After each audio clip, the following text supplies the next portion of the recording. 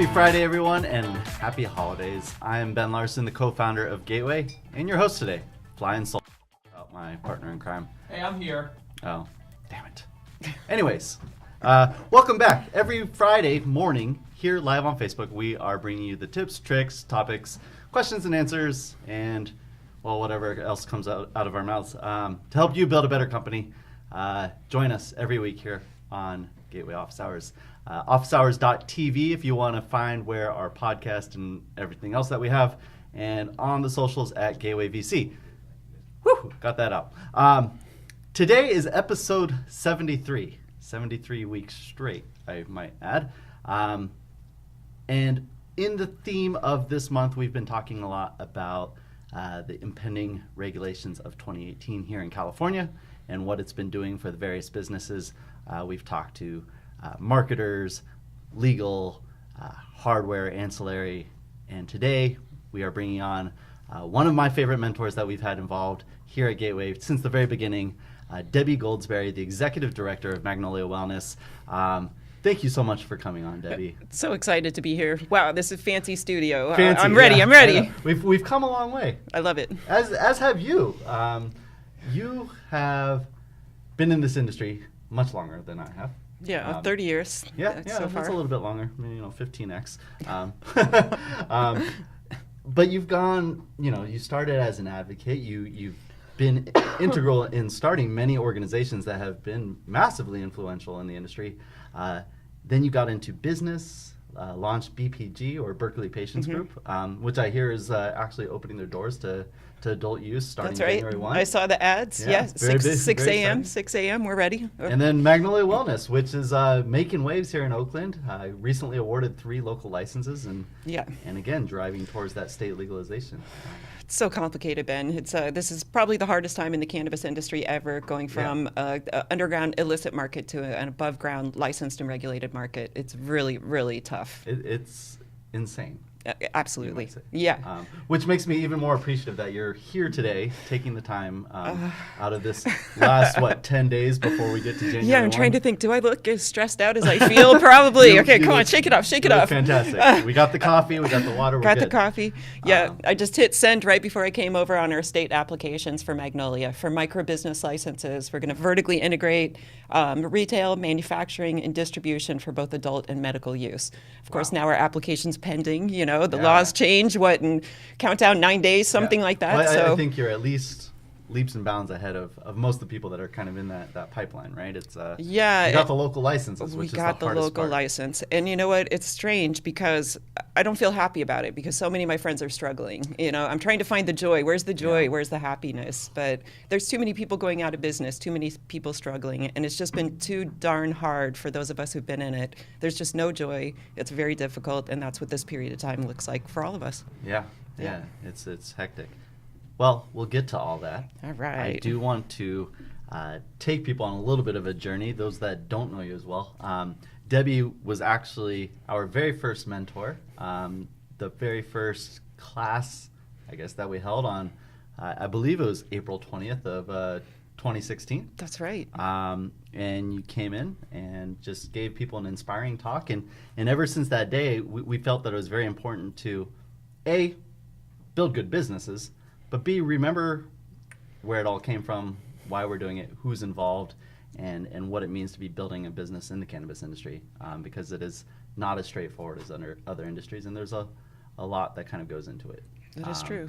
So, to that end, when did you get involved in the cannabis industry? Or, well, it probably wasn't even called an industry or cannabis at the time. So, take us back. What drew you into your relationship with the plant, so to speak? Well, I started using cannabis when I was 19 years old. I was in college. I'd always had a curiosity about it. I remember one of my friends when we were driving down the road, I was 16, and she was saying, marijuana, it's so awful. And I said, yes, it is. But in my head, I was going, I can't wait to try it. So I waited till I was 19. I thought, be a grown up and make a good decision. So I made a choice to try it. And the very first time I tried it, I liked it. I felt that it connected with me in a way and changed me in a way that made me feel like I was in my own body for the first time. I was suffering at the time, I think, with severe social anxiety disorder. Okay. I was extremely shy. Yep. I could never have stood here and spoken to you. I couldn't have even spoken to you. I was that shy. Wow. So something about marijuana really helps people with that disorder. It just clicked me on. Well, in I couldn't some believe states, it. it's actually like a medical application. Absolutely. So suddenly, from being super shy and not even be able to communicate with my own peer group and best friends, I could speak. And it was finding my voice for the first time. And at the same time, it was the height of the war on drugs. So I could have gone to jail, maybe forever, just for possession of marijuana. So crazy, crazy times. Yeah. And so day one, you're a patient, so to speak. Day one, I was a patient. And day one, I knew that the war on drugs was a lie and that cannabis wasn't what they were telling us it was. wow. So- And I was a student of government at the Yeah. University of Illinois back in Champaign-Urbana studying political science. And I knew that the government was supposed to base their laws on the truth. And they were lying to us. And when the government lies to its citizens so drastically as it was with the war on drugs and especially cannabis, brave citizens have to stand up and do something. So right on day one, that's it. I joined the movement. Yeah, if we were a political show, we would start breaking into the correlations between that and today's political Absolutely. infrastructure. But we're not. So All right. Let's stick with the cannabis bent. Where did it go from there? Like you were enjoying the plant, it was helping you through some conditions, but when did it start going to the next level and start fighting that fight with the government?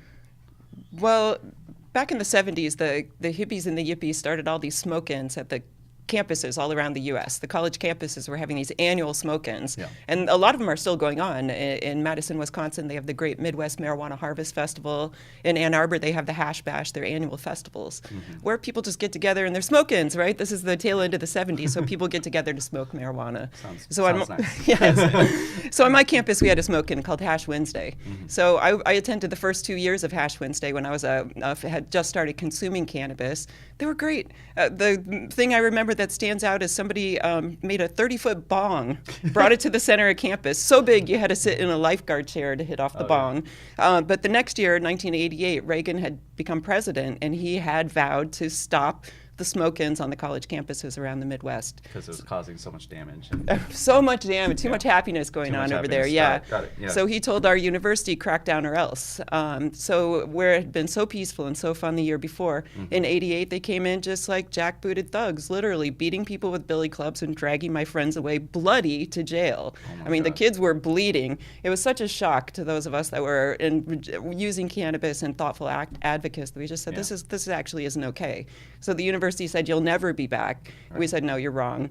We're going to come back next year to the campus here. We're going to come to every campus in the state of Illinois. And we did. So we organized all year, and we had events on all college campuses in the state of Illinois, all the public universities. I think we even snuck in a private.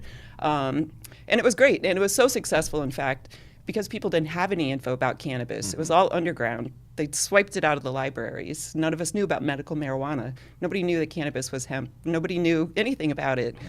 So we found when we were able to go to these campuses and educate people, often for the first time, epiphany after epiphany, everyone we talked to wanted to get involved in changing the laws.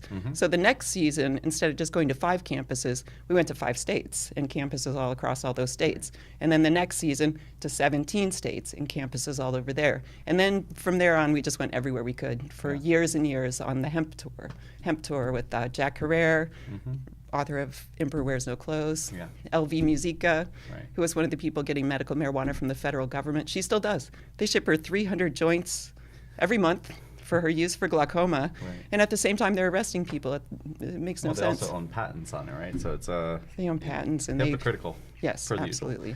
Again, not trying to get political. So, there's a lot of people flooding to the industry right now, trying to, quote unquote, help fight the fight, get involved, maybe take advantage, be opportunistic, whatever you want to call it. But this is 40 years in the making, if not more, 45, 50. Right, 100 years of prohibition. 100 years of prohibition. And to see it come tumbling down, I wouldn't say tumbling down because there's, as you pointed out, there's a lot of complications as to how new regulations get implemented. It's not like it was just repealed. Right. We're kind of still fighting for that.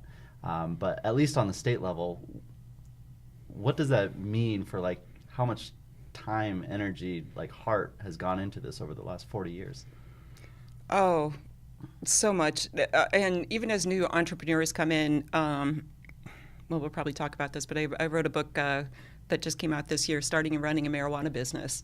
And we have to educate people about the history. You can hold it up. That's all right. Plug the book. Look, it's an idiot's guide, starting and running a marijuana business.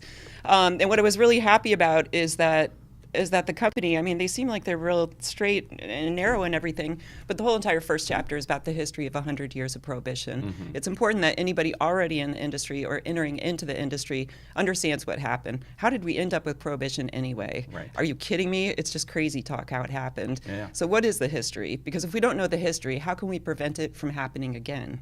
And if we don't know what the advocates had to do to fight it back the first time, if we don't study the art of activism, if we don't keep our tuned in to the fact that we are still fighting a war on drugs and trying to end prohibition, we might backtrack. It might happen to us again, and we don't know how to fight it. So it's essential that anybody coming in now, or anybody who's been around, understands the art of activism and knows how to fight back. And they still know the struggle that we have to face to end federal prohibition and to go state by state by state and change the regulations for medical and adult.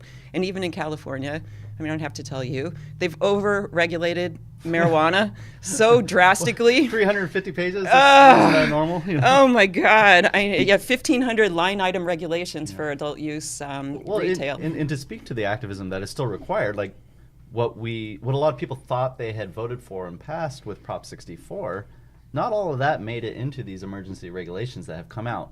And by the name of emergency regulations, which I recently learned, is these aren't the final regulations. So those still have not yet hit the books. So we might still see changes, and there's time to change things. And Ben, we changed the law, more than a year ago. The emergency regulations came out like a couple weeks ago. Yep. So here, we just get the regulations that we have to comply with starting on January 1st, like 3 weeks ago. And now we're all on the scramble to come into compliance to these heavy, weighty regulations, a lot of which make no sense to begin with and shouldn't even be there. And they're temporary regulations, and you might know this or you might not, but what happened is that the state is required to follow the Brown Act, right? When they make regulations, they have to vet them all across the state. So they did that, right? They wrote these regulations, they vetted them all across the state. The regulations failed. They couldn't come to a conclusion on what the best regulations are. That's not surprising. Once the right? When they fail like that, then they can enter into an emergency situation. I got you. They're mandated to start the law on January 1st. So by the very nature of it being emergency regulations, it means it will change because they didn't reach what they were looking for. That they didn't, and they didn't do the full vetting that's required by law. So with the temporary regulations, then the department could just write the regulations, give us a couple days to feedback. That's what's allowed under the emergency temporary regulation status. And then we all know at some point they're going to vet annual regulations. They'll go all around the state. Eventually we'll have a whole new set of regulations we have to follow. Insane again. Yes, so hard. Yes. All right, but let's celebrate the early wins, right? Okay, good. We're going to celebrate. We passed the law. It's the holidays. We don't have eggnog. All right, coffee. It's just coffee. It's just coffee today. But it's like we have seen like just cities trying to get all their ducks in a row and get people the licenses that they need just so they can be eligible for the state licensing. Give us just a snapshot of what has been happening in Oakland in particular, the kind of hurdles that you have gone through, like what it meant when those regulations came out, and just like the hustle that has had to go on in this last half of 2017 just to get ready for 2018. Oh, yeah. And going back to the book, look, when I turned in the first draft of the book, the editor sent it back and said, if we publish the book like this, nobody's ever going to want to start and run a marijuana business. Maybe that's the point. It's too hard. Yeah. The reality is it's very, very hard, and we are over-regulated. We're over-mandated in every single direction. Now, the good news is that we've got good local regulators here in Oakland who actually want to see this thing happen. Yep. If we didn't have good regulators, starting with the city council and the citizens of Oakland who voted strongly for medical marijuana 20 years ago, who have worked very hard to keep our city council activated on the issue so that they keep making laws that are better and better. Yeah.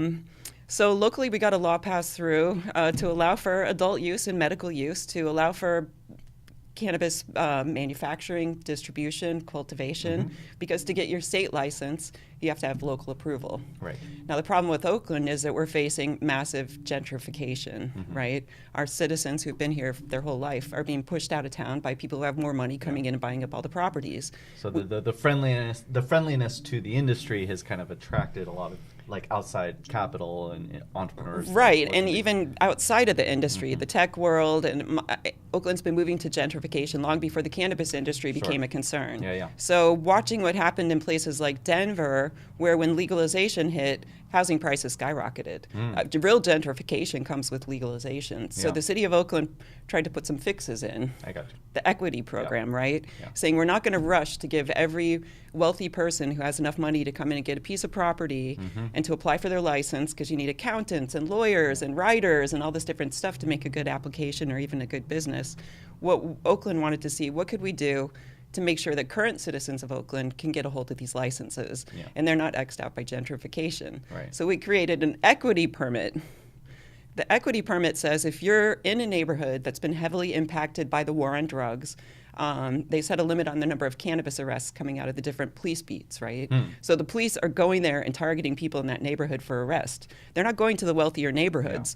They're going to these neighborhoods that are lower income neighborhoods, and they're still arresting 300 people off the streets of Oakland, even right now as we speak, a year for cannabis. Wow. Most of it just for low-level possession. So the equity program, if you live in one of those neighborhoods and you own more than 50% of a business, you go to the front of the line for local permitting. About 300 people have put in applications here in Oakland for local permits. Most of them are non-equity people, right? Right. So if the city of Oakland gave all 300 permits to everyone on the list, our Oakland society would be enter in a period of demise, right? Right. So they did create this equity program that kind of balances the scales. It balances the scales, and then it allows those other people, the other people who aren't equity, to partner with an equity person, adopt them as an equity incubator, help them build their business. And if you agree to be an equity incubator, you also get front of the line permitting. Yeah. So we did apply for we promoted it right from the beginning. How about you guys create an equity incubator program? A lot because we were inspired by you to see what you could do with small businesses if you just gave them a hand during the incorporation and figuring out their strategy. So I've heard, different perspectives on the program itself. Like, a lot of people say that the intent was there, but the execution was questionable. As a business owner and as someone that's been fighting, for equity in the industry and in Oakland, how do you feel it's been working? And what was that process like as a business owner to have to seek someone out and find someone to incubate? I think it's essential, and I hope the state does this, and I hope more cities put these regulations in. It's the only way our small businesses stand a chance out of these highly impacted neighborhoods. So I've been a fan of the program since the beginning. The problem is if you're a low-income person who's never run a business before and you don't know how to start or run a business, it's a big hurdle uphill.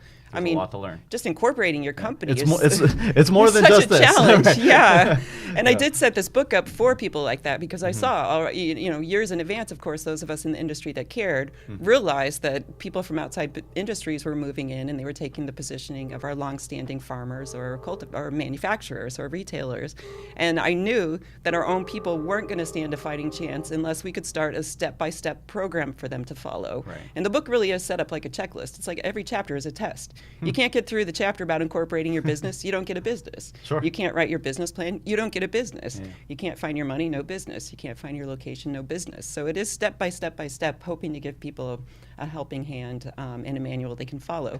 So what we've done at Magnolia is we've started doing business management classes now.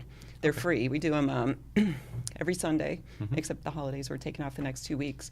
But it just follows the book. Okay. Yeah, it follows the book step by step, right? Yeah. Class 1, how you pick your founders. So essential to pick a good founding team that you get along with, that can bring things to the table. This shouldn't just be you and your best friend, unless your best friend has the skills to found a company with you. Yeah. Next class, how do you incorporate your company? Next class, how do you write your business plan? Next class, how do you get your funding, your location? And we bring in experts to teach people. Yeah. Because what we found is our equity candidates, it's too complicated. It really is. And unless you can be a mentor or a coach to help people found their companies, that probably a lot of people won't get their companies. And in Oakland, that means okay, Oakland's law says this. One permit goes to an equity person, then a non-equity person can get their permit. If we don't help enough equity people get their businesses started, the other people won't get their permits. Right. So everybody else needs to sort of adopt an equity candidate. Let's help people start their businesses. Yeah. And that is what this is about. I mean, get as irked as you want, but we're trying to help people who've been targeted by the war on drugs start and run businesses. So how did you go about finding the eventual partner that you're moving forward with? Like From the classes. Okay. He was a member of the classes, showed up at So every you class. put yourself out there, you were providing knowledge, and people found you. That's right. You know, there's a lot of other business out there that probably aren't taking that initiative or even have the skill set to do so.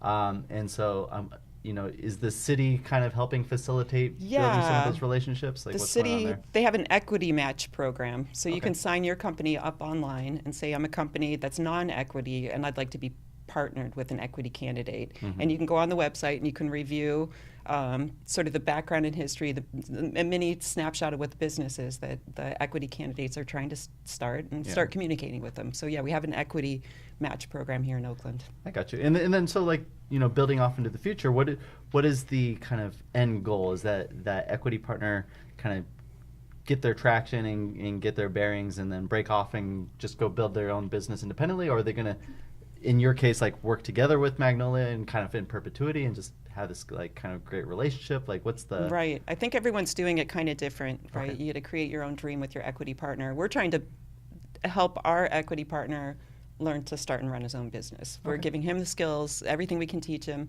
about within 3 years to be on his own and running a company that's profitable. I got you. So we're adopting I've heard, for 3 years. I've heard that 3 year mark.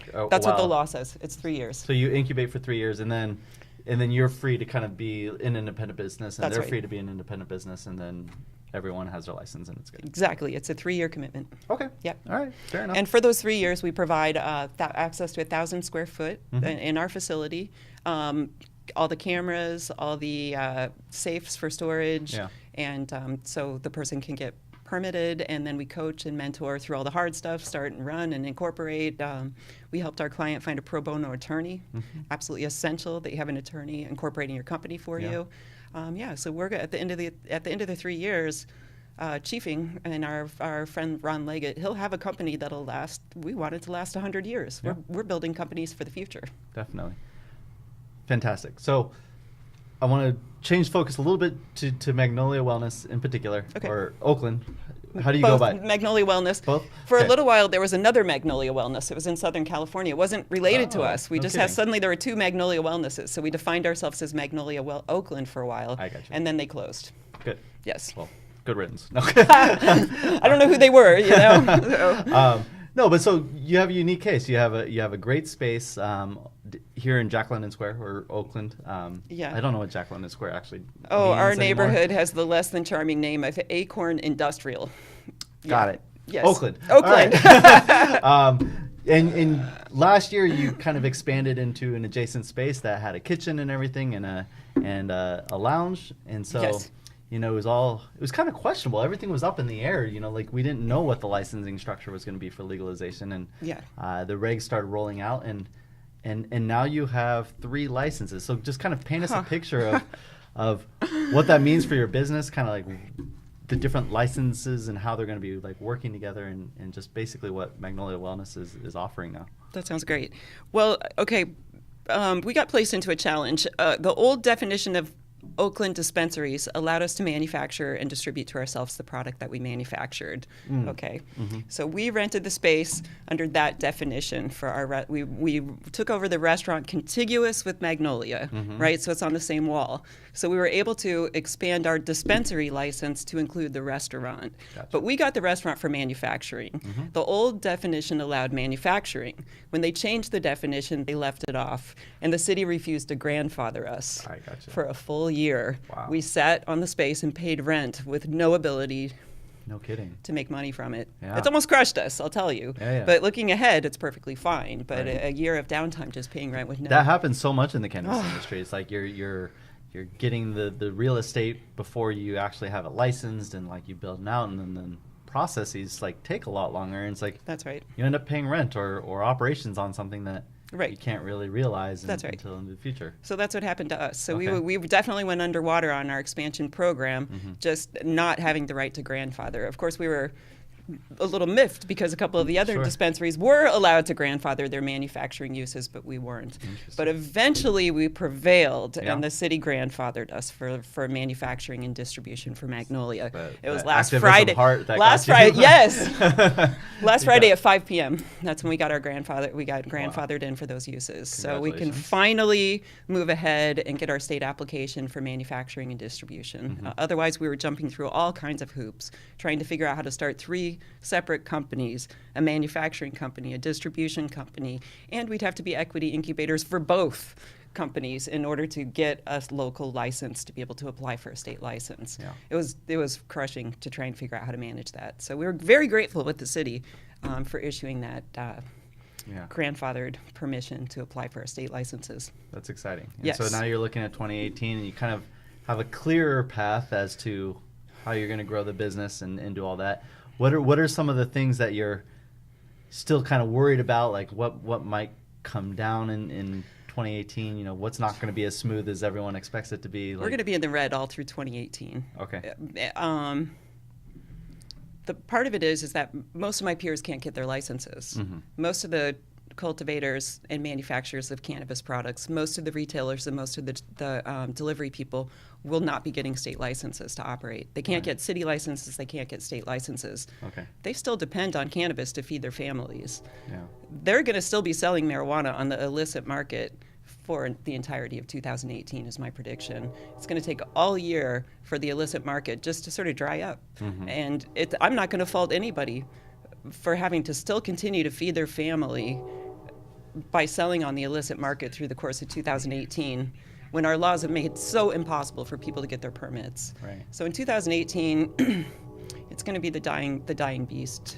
The illicit market will go out of business slowly, but I predict that because it'll undercut the sales price so drastically from what you get from the licensed retail that a lot of people will continue to shop on the illicit market for 2018. Well, it's also, I mean, people that do want to go legit, it's just the process is so. It's going to take all year. You know, Yeah. Especially if you're like a product manufacturer and you don't have a big licensed space, you know, it's like that might be very difficult. And just I hope that we see a lot of companies make that jump, but I have a feeling that it's going to be a little bit more complicated than people are expecting. I think so too. We're going to offer to co-pack and manufacture products for people who have a delay in getting their licenses. Mm-hmm. Let's use our license to keep the products in the marketplace during the period of time when people have downtime. So we're looking at some co-packing arrangements right now with people who otherwise will be out of business starting Yeah. January 1st. So it's interesting. I met with a founder just the other day. You know, she's been in business for some time, and she basically like threw her hands up. She's like, I don't even know where to start, like where to Right. like start navigating this, and the topic of co-packing came up, and you know we've stumbled across a couple co-packers here in the East Bay. Mm-hmm. It is an option Mm-hmm. and that people should know about. It's just like, you know, they have a licensed facility and you basically run your brand and like the sourcing and all that kind of stuff, but That's right. you basically keep your hands off the product and let the licensed people manage Right. it. Manufacture and Yeah. distribute it, and you know, maybe it's a licensing agreement for a couple months, or maybe there's some other kind of agreement that keeps your product out there. You keep making your sales, you keep your brand alive, and then you figure out over the course of 2018, where are you getting your license and how are you going to start manufacturing yourself? Right. Yeah. Right. Or there's a big business opportunity for more co-packers. There you go. Yes. Yeah. Awesome. Well, Or shared kitchens, for example. So Yeah. one thing that isn't in the temporary regulations right now, except as a holder, and it literally says title, we're going to make space for shared kitchens eventually. We don't have any Hold tight. regulations. Yeah, they put Yeah. a title in, and then Yeah. it says we'll get to this in early 2018. So as soon as we can do shared kitchens like commissary style kitchens, I'm hoping that in Oakland people will open up big warehouses that multiple small businesses can rent kitchen time. Yeah. Yeah. Have you gotten any signal as to like how enforcement, like what the potential for enforcement is, like come January? Do you think? I mean, I know you don't have a crystal ball, Right. But like, you've been through many phases of the industry. Do you think that regulation suddenly being put in place at the state level, like, does that open us up more for enforcement, like for people that are trying to make the transition, or do you think they'll give them that kind of leeway as far as, oh, they're trying to make it in? Right, good question. It's a little bit unknown, right? So Yeah. we asked the city administrator in Oakland that question, the guy who's in charge of the cannabis program. He said, well, our one inspector, Yeah. they'll basically only have one inspector in the city of Oakland, at least according to him. Maybe they'll expand soon, but they don't have any big plans. Everyone's as sympathetic as we are to the fact that the underground market's going to be struggling. And the goal is not to increase the arrests of citizens for cultivating or manufacturing or using marijuana during this period of time. Yeah. And in fact, the state law That's the opposite of the intent of, Exactly. of getting it legalized, right? Exactly. The state law leaves intact the cooperative and collective model all the way through 2018. Okay. It doesn't criminalize it, okay? I gotcha. But it makes civil fines, hefty civil fines. So you can still be a collective and a cooperative all the way through 2018. You won't go to jail. But if they find you, it could be it's a daily fine. I heard it was $15,000 a day for a daily fine for these collectives goodness. and cooperatives that stay open. But I don't predict that the state, they probably don't even have enough staff to go around and do enforcement on the people who have their temporary licenses to see if, does everyone really have all the stuff in place that they say they do for their temporary application, let alone to go out searching for underground. I think it's going to be county by county. If your county is really negative or your city is really negative, they're going to put enforcement officers on the street and you're going to get caught up in it. A lot of times the enforcement starts, it just leads to you. They're doing something else and suddenly they're there and they're like, no, now it's a cannabis thing that we have to do something about. If the path leads to you, you might have something done about you. So. Well, it's funny, I was earlier in the year, I was talking to a friend who's a CHP officer. We have differing opinions on certain things, but he's a great guy, great inside source. I'm sure my mom would want to know: is he single? No, but he was saying it's like, we're just so confused. We just not enforcing because no one's really telling us what to do or how to do it, and it's just I'm imagining that this is making it even more convoluted because the general consensus is that it's legal, right? And so you're gonna have people running around just acting like it's legal everywhere. That's right. And they're going to have their hands full. So. Well, CHP is also a special case because in medical marijuana, when we passed the medical marijuana laws back in 20 years ago, CHP just couldn't believe it. They couldn't believe it, and they couldn't take it, and they couldn't stand it, and they didn't follow the laws. They kept arresting people for marijuana, and they got sued, and they lost the lawsuit, and they lost a bunch of money, and now you see, right? They're like, we don't know. Yeah. So Interesting. Okay. So I want to pick your brain a little bit just from, a founder perspective that's gone through the journey, gone through the hustle, and everyone looks at you as kind of like a muse of the industry and like you've seen a lot and know everyone. What is being an entrepreneur to you? Like, what's not written in this book? Like, it's not always glamorous, and you've alluded or just said blatantly like how stressful it can be. Yeah. What keeps you going? Why do you keep doing this? My parents are nurses. I was brought up from day one to understand that you help people. If somebody's suffering, you help them. That's what you do. If the government's lying to people, if the government's not following science, if things are so foul that they're willing to lock up 800,000 people, that's when citizens have to act. So what empowers me? The understanding that I have to act, no matter how difficult it is, no matter what the challenges are, legal, physical, financial, I have to act. And if I can keep standing and rather than sort of being an educator, just be an example that people can see, look, it's been done, it can be done, they did it, we can do it. And then not only that, if I can help people, I didn't go to business school. I'm learning everything the hard way. Yeah. If I can help people not have to learn those hard lessons themselves just by sharing my knowledge, then I've done my work. So we're kind of trying to flip the switch at Magnolia. What if we create a brand that spends our marketing dollar helping other people? Can we make money like that? What if instead of keeping all of our IP to ourselves, we share it with everybody and we create an industry that works together and helps each other? Can we build a business on that? And we think we can, so that's what we're doing. Yeah. Well, knowing you at a personal level, it's just, I know you care about this industry more than just about anyone out there. And with the caustic nature of social media, sometimes I see people be like, it's really easy for people to be critical. It's like, oh, you're just another capitalist. You're just trying to like profit off the industry. And, even for us, which we could be accused of that even more because we're newer to the industry, but it's like, what better way to reduce the stigma and get this industry into the mainstream than power through legalization, build better businesses, actually write the book on how to build a good cannabis business, and like get the general public trusting, the plant and the industry, and helping them realize how kind of conflicted the government is when they're creating some of these laws. That's right. And what if we can educate our entrepreneurs? That's what you need to do too. Yeah. It's a social movement. It's not just a business, and we're not going to have a business unless we have the social movement. Unless we legalize marijuana at the federal government, we won't have businesses. We just won't. So if you think you can just walk into the industry and start a business without working for social justice or without working to change the laws, you're wrong. You're working against yourself. So we have to educate people that we are in the fight for our life right now, and we're going to win. So we just have to keep spreading the word and doing our work. Well, it's definitely, it feels like it's getting closer. Although, I mean, maybe you've been saying that for 40 years now.